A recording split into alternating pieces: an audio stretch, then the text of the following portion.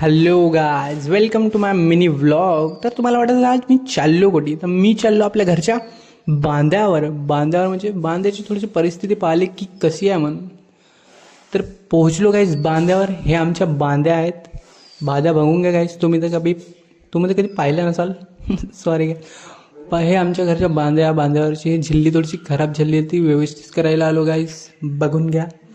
तर झिल्ली व्यवस्थित करत आहो, नाही तर हे परेखन नाही का खराब करतील गाईस. चिमण्या पाखरे जे आपण परे टाकतो ना, ते परे खराब करतील. म्हणजे चिमण्या त्या खातात ना, म्हणून त्या कारणाने तर परेखन बरोबर करत आहो गाईस.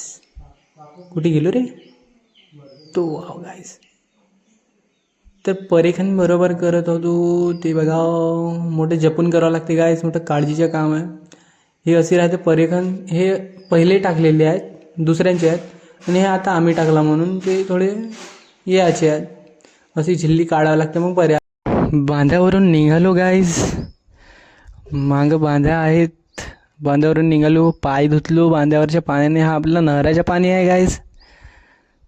नहराचं पाणी आहे. तो उन्हाळी फसल चालू आहे. आता म्हणलं आता थोडं काम झालं बांध्यावरचं, तर आता निघावं घराकडे निघलो गाईस. हा भुऱ्या आमच्या घराकडला पहा कसा बसला आहे माझ्या स्वागतासाठी.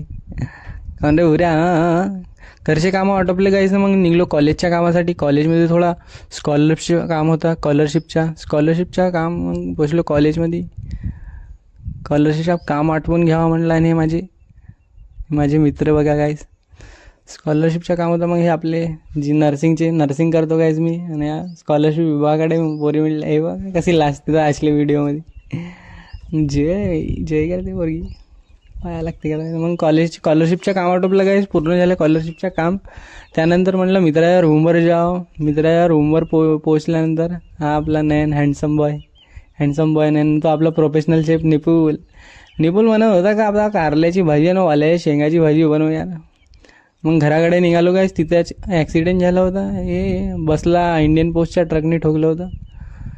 त्यानंतर कोणाला हानी तर नाही झाली. मग सीधा आलो घरी आल्यानंतर तुम्हाला मिनी ब्लॉग आवडला असेल तर गाईज लाईक शेअर सबस्क्राईब करून द्या. Okay bye.